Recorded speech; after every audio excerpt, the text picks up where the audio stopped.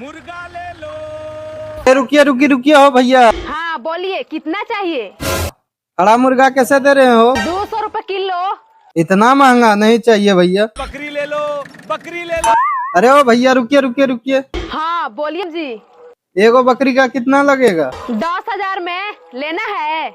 इतना महंगा नहीं चाहिए भैया। बोलो क्या चाहिए? अरे ओ भैया कटा हुआ मुर्गा कैसे दे रहे हो? 50 रुपया में एक झोला। ठीक है भैया पैक कर दीजिए।